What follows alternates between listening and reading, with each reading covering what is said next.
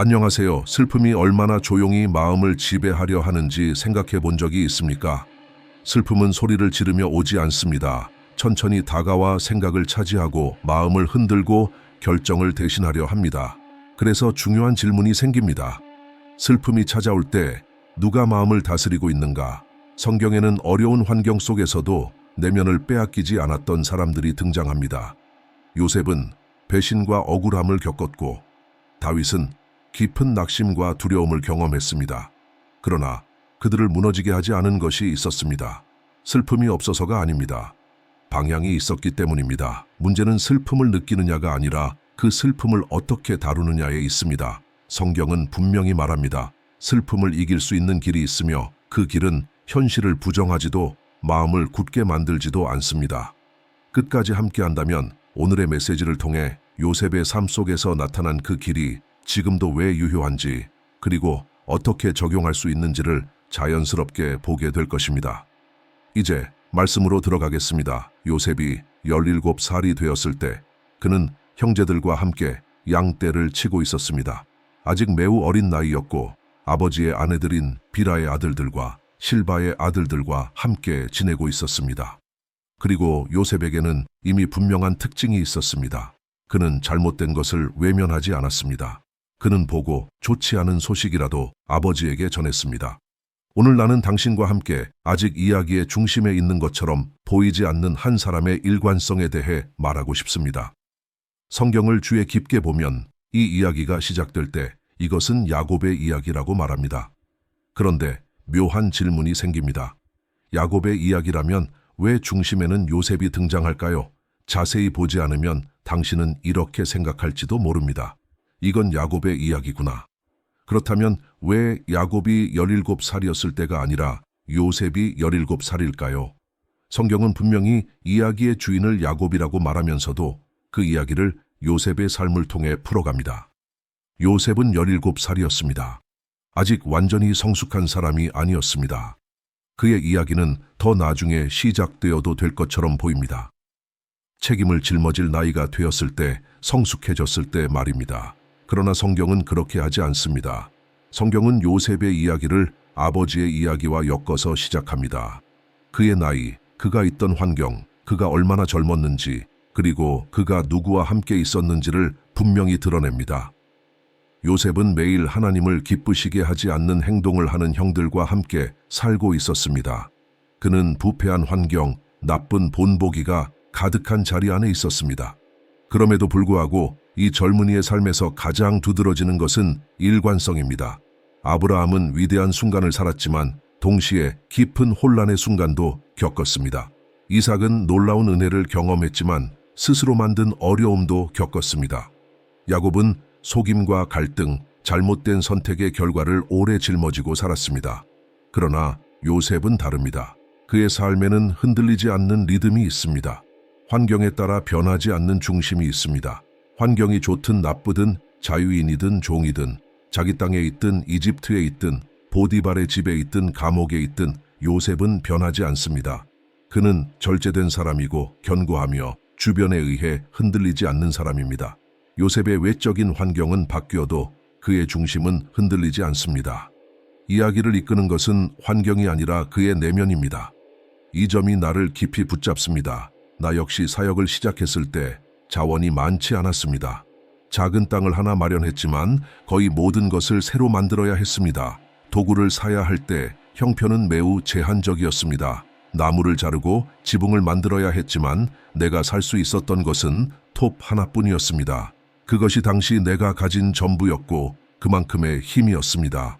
시간이 지나면서 상황은 조금씩 나아졌습니다. 더 나은 도구를 사용할 수 있었고 조금 더 빠르게, 조금 더 정확하게 일할 수 있었습니다. 마침내 더 큰 일을 위해 더 강력한 도구가 필요해졌고 그때 전기톱을 사용하게 되었습니다. 더 비쌌지만 그만큼 내가 가진 힘도 달라져 있었습니다.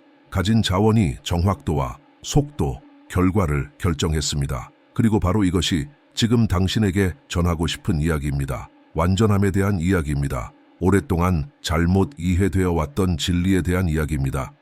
나 역시 그대로 반복해왔던 생각들입니다. 나는 마음속에 저장되어 있던 생각들을 다시 덮어야 했습니다. 새로운 것이기보다는 다르게 보아야 할 진리였습니다. 성경을 통해 나는 한 가지를 깨닫기 시작했습니다. 우리는 완전해질 수 있습니다. 그 누구도 이렇게 말해주지 않았습니다. 나는 또한 우리가 거룩해질 수 있다는 것을 깨닫게 되었습니다. 솔직히 말하면 나는 오랫동안 그것이 불가능하다고 믿었습니다. 우리는 너무 연약하다고 배웠기 때문입니다. 항상 넘어질 수밖에 없다고 들었기 때문입니다. 그 생각은 편리한 가림막이 되었습니다. 자유롭지 못한 영역을 합리화하는 이유가 되었습니다.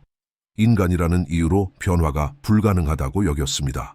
그러나 이제 당신은 그것을 내려놓아야 합니다. 성경은 분명히 말합니다. 당신은 이미 자유케 되었습니다. 그리고 거룩해질 수 있습니다. 당신은 자유케 되었습니다. 그리고 완전해질 수 있습니다. 이것은 사람이 말한 것이 아니라 성경이 말한 것입니다. 그럼에도 불구하고 여전히 인간성 뒤에 숨고 싶다면 그것은 의지의 문제가 아니라 힘에 접근하지 못한 문제입니다. 당신에게는 아직 자원이 부족한 것입니다. 어쩌면 당신은 아직 토배 단계에 머물러 있을지도 모릅니다. 느리고 힘들고 지치는 단계 말입니다. 조금 더 나아갔을 수도 있습니다. 하지만 결국 핵심은 하나입니다. 힘입니다.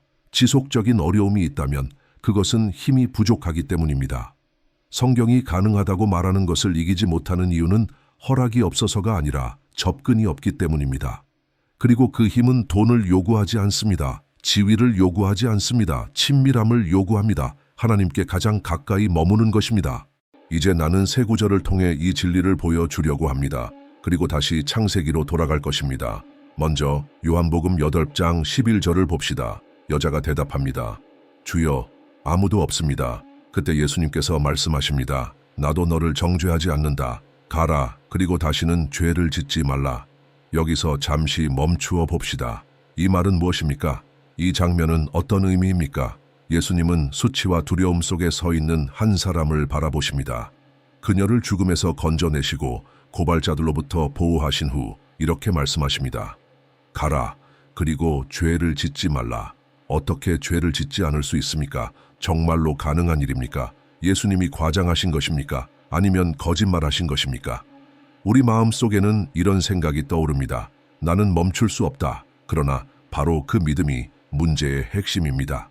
당신이 멈추지 못하는 이유는 당신을 지배하는 힘이 있다고 믿기 때문입니다. 그 힘이 존재할 수도 있습니다. 그러나 그 힘은 당신의 삶에 나타날 수 있는 하나님의 능력보다 결코 크지 않습니다. 어쩌면 당신에게 부족한 것은 의지가 아니라 친밀함일지도 모릅니다. 그 사실을 인정하는 것은 괜찮습니다. 그러나 불가능하다고 말하는 것은 진실이 아닙니다. 예수님은 노력해보라고 말씀하지 않으셨습니다. 그분은 분명히 말씀하셨습니다. 가라. 그리고 죄를 짓지 말라. 그 여자는 논쟁하지 않았습니다. 질문하지 않았습니다. 그녀는 가능하다는 전제 위에서 주어진 말씀을 붙들고 그 자리를 떠났습니다. 그 이후에 그녀에게 필요했던 것은 하나님과의 깊은 관계였습니다. 그러나 많은 사람들은 그 관계를 유지하려 하지 않습니다. 항상 더 강한 힘은 존재합니다. 많은 사람들은 이렇게 하나님께 나아갑니다. 주님, 제가 완벽하지 않아서 이 작은 더러움이 남아 있습니다. 그러니 은혜가 필요합니다. 은혜는 값없이 주어지는 은혜입니다. 그러나 그것이 전부는 아닙니다.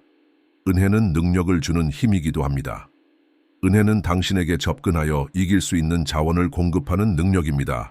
문제는 사람들이 그 능력에는 접근하지 않고 마지막 순간의 자비에만 기대며 살아간다는 것입니다. 하나님은 사랑이시고 하나님은 선하시며 하나님은 자비로우십니다. 그러나 동시에 그분은 공의이시고 소멸하는 불이시며 죄를 죄로 여기시는 분이십니다. 그래서 우리는 말씀을 바르게 바라보아야 합니다. 이제 또 다른 말씀을 보십시오. 마태복음 5장 48절입니다. 예수님은 이렇게 말씀하십니다. 그러므로 하늘에 계신 너희 아버지께서 완전하신 것 같이 너희도 완전하라. 이 말씀은 마음을 흔듭니다. 이 말씀이 아이러니인지 아니면 분명한 선언인지는 논의할 수 있습니다. 그러나 분명한 것은 예수님께서 이렇게 말씀하셨다는 사실입니다. 완전하라. 그 기준은 당신이 아니라 아버지입니다. 하나님이 당신의 아버지라면 그분의 본성이 당신 안에 있습니다.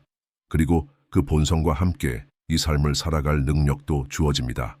이제 우리는 이 변명을 내려놓아야 합니다. 불가능하다는 말은 더 이상 사실이 아닙니다. 예수님은 나처럼 완전하라고 하지 않으셨습니다. 그분은 너희 아버지처럼 완전하라고 말씀하셨습니다. 마치 이렇게 말씀하시는 것 같습니다. 하나님은 나의 아버지이시고 나는 그 삶을 살고 있다. 그분이 너희의 아버지가 된다면 너희도 같은 능력을 받게 될 것이다. 문제는 하나님의 존재를 믿느냐가 아닙니다. 많은 사람들이 그것은 믿습니다. 문제는 언제 하나님이 아버지가 되느냐는 것입니다. 언제 그분의 본성이 당신을 다스리기 시작합니까? 언제 그분의 성품이 당신의 삶에 나타납니까? 한 장면을 보십시오. 예수님이 체포되었을 때 상황은 매우 위험했습니다. 제자들은 흩어졌고 베드로는 멀리서 따라갔습니다. 그러다 질문을 받습니다. 당신도 예수와 함께 다니던 사람이 아닙니까?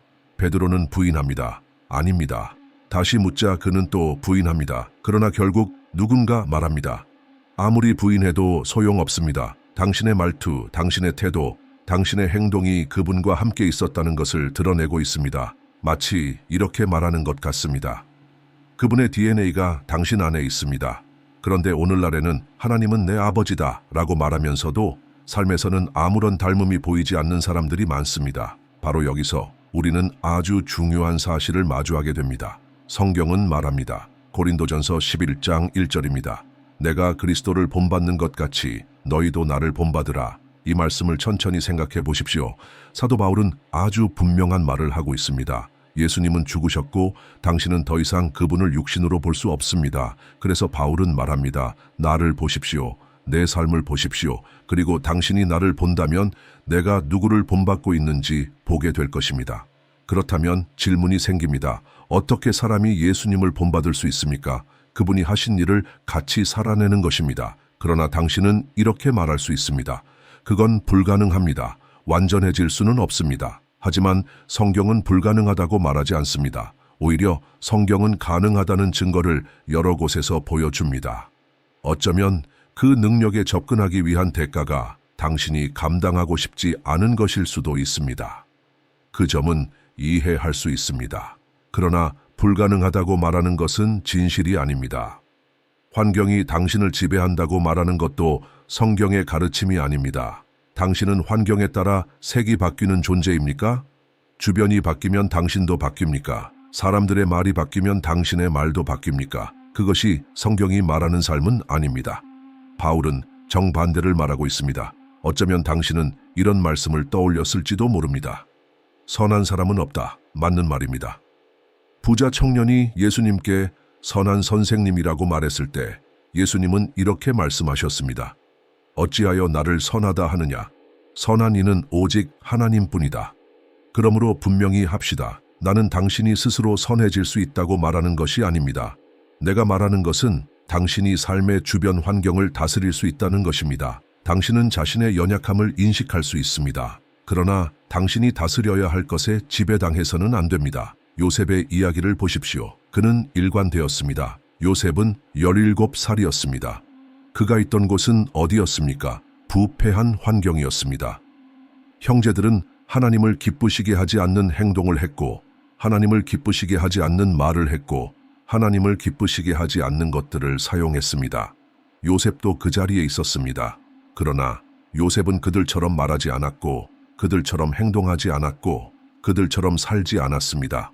왜 그랬을까요? 요셉을 다스리던 것은 환경이 아니라 그의 안에 계신 하나님이었기 때문입니다. 이것이 보이십니까? 왜 교회에서는 믿음을 지키면서 집에서는 지키지 못합니까? 왜 교회에서는 같은 사람인데 밖에 나가면 달라집니까? 조금만 환경이 바뀌어도 모든 것이 달라집니까? 이야기의 흐름은 분명합니다. 당신은 오염된 수조 안에 있는 물고기와 같습니다.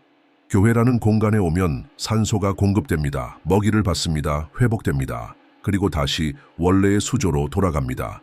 그때 질문은 하나입니다. 당신은 어디로 돌아갑니까? 만약 당신이 일상의 삶으로 돌아갈 때 그 환경을 변화시키는 능력을 가지고 가지 않는다면 당신은 다시 병들게 됩니다. 그리고 이렇게 말하게 됩니다. 변할 수 없다. 달라질 수 없다. 요셉은 같은 환경에 있었습니다. 그러나 환경이 요셉을 지배하지 못했습니다. 흥미로운 점이 있습니다. 이사야는 말했습니다. 나는 부정한 입술을 가진 사람이며 부정한 입술을 가진 백성 가운데 거한다. 그러나 요셉은 같은 자리에 있었어도 다르게 살았습니다. 그를 지배한 것은 환경이 아니라 그의 안에 계신 하나님이었습니다. 그 결과 요셉은 형제들에게 팔립니다. 가족 안에서 생긴 깊은 상처입니다. 그는 보호받아야 했고 존중받아야 했지만 팔렸습니다. 이제 묻겠습니다. 당신의 상처가 특별합니까? 당신만 그런 일을 겪었습니까? 그 이야기를 붙들고 삶의 실패를 정의하시겠습니까? 행동을 정당화하시겠습니까? 요셉은 그렇게 하지 않았습니다. 그는 떠났지만 상처에 지배당하지 않았습니다. 아무도 그의 내면을 건드리지 못했습니다. 그는 중심을 지켰습니다. 조상들을 보십시오. 아브라함도 이삭도 야곱도 흔들렸습니다. 그러나 요셉에 이르러 그 흐름은 끊어집니다. 그는 말하는 것 같습니다. 이제 여기서 끝이다. 그는 이집트로 갑니다. 종으로 팔립니다. 그러나 그는 종처럼 살지 않습니다. 그의 삶의 방식은 달랐습니다. 주인은 그것을 알아봅니다. 이 사람은 다르다. 외모 때문이 아닙니다. 능력 때문도 아닙니다. 그 안에 계신 분 때문입니다. 그래서 모든 것이 그에게 맡겨집니다. 그리고 시험이 시작됩니다. 과거의 상처가 그를 지배합니까? 권력이 그를 타락시킵니까? 아닙니다. 요셉은 어디에 있든 같은 사람이었습니다. 이것이 일관성입니다. 이것은 환경의 문제가 아니라 중심의 문제입니다. 이제 시험의 단계가 바뀝니다. 요셉은 이미 고통 속에서도 일터에서도 책임과 재물 앞에서도 일관성을 보였습니다. 이제 또 다른 시험이 옵니다. 욕망입니다. 마치 삶이 이렇게 말하는 것 같습니다. 이 부분에서는 어떻게 반응하는지 보자. 보디발의 아내가 요셉에게 다가오기 시작합니다. 반복해서 분명하게 숨김없이 그녀는 요셉을 바라보며 이렇게 말하는 듯합니다. 당신은 모든 것을 관리하고 있어요. 내 남편도 당신을 신뢰하죠. 이제 나만 남았어요. 여기서 나는 당신에게 조용히 묻고 싶습니다. 요셉에게 아무 흔들림도 없었을까요? 그는 사람입니다. 몸이 있고 감정이 있고 욕망이 있습니다. 시험은 결코 약하지 않았습니다. 다른 사람이라면 넘어졌을지도 모릅니다.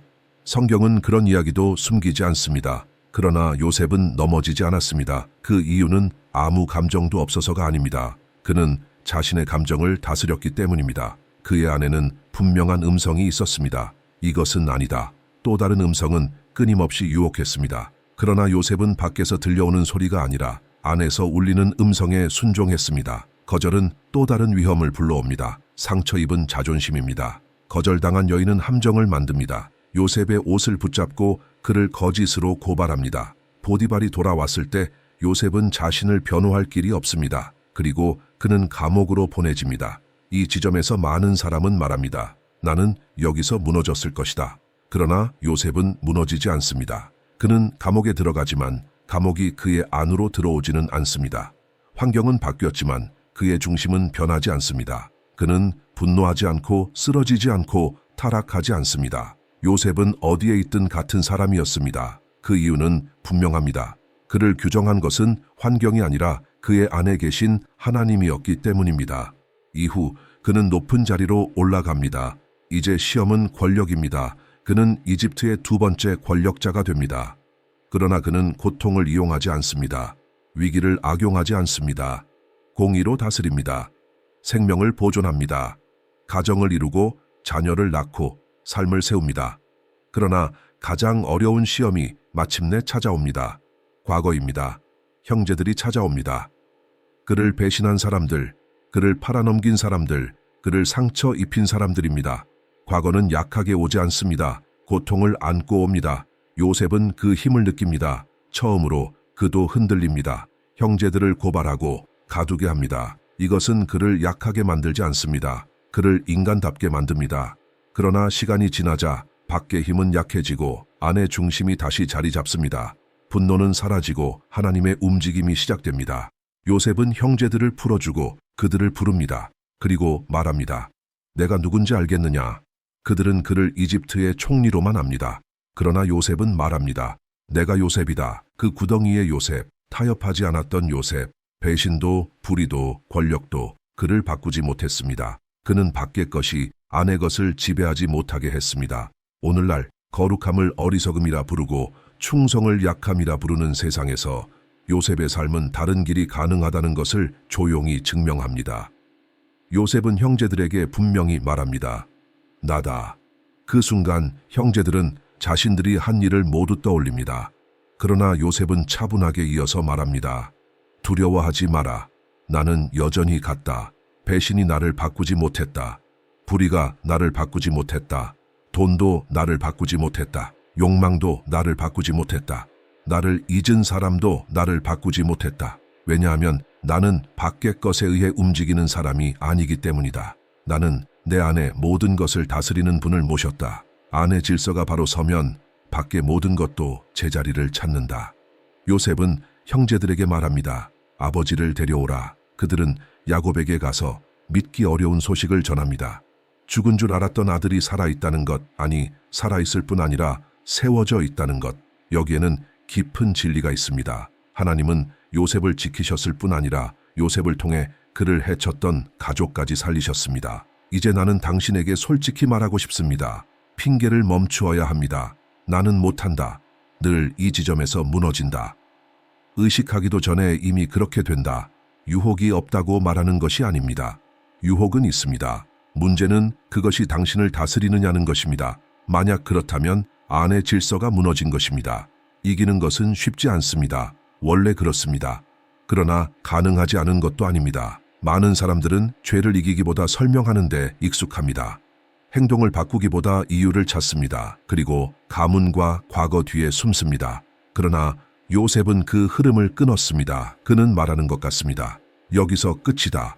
다른 삶은 가능합니다. 거룩한 삶도 가능합니다. 온전한 삶도 가능합니다. 사람의 힘으로가 아니라 내면의 다스림으로 말입니다. 이제 조용히 당신의 마음으로 말해 보십시오. 이길 수 있다. 나는 거룩할 수 있다. 나는 흔들리지 않을 수 있다. 그리고 그렇게 걸어가십시오. 이제 조용히 당신을 짧고 진실한 기도의 자리로 초대하고 싶습니다.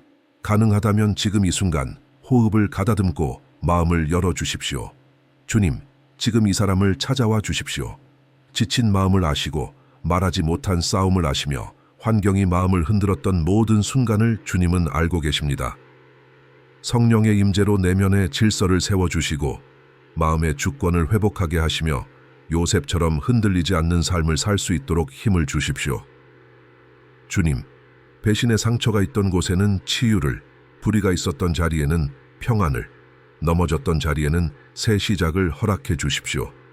이제 아직 예수님을 구주로 영접하지 않았다면 지금 이 순간 마음으로 고백하십시오. 예수님, 유일하고 영원한 구주로 삶을 드립니다. 그리고 이미 예수님을 믿고 있다면 지금 이 시간은 믿음을 새롭게 하는 시간입니다. 헌신을 새롭게 하고 주님과 더 가까워지기로 결단하는 시간입니다. 성령께서 지금부터 삶을 인도하시고 끝까지 붙들어 주시기를 기도합니다. 아멘. 이 메시지가 마음에 닿았다면 채널을 구독해 주셔도 좋습니다. 이 말씀이 더 많은 사람에게 전해지는 데 큰 도움이 됩니다. 또한 가능하다면 오늘 말씀 중 가장 마음에 남았던 부분을 댓글로 남겨주십시오. 그 한마디가 다른 누군가에게 평안과 깊은 생각의 계기가 될 수 있습니다. 곧 다시 성경에서 나오는 깊은 메시지로 만나게 될 것입니다.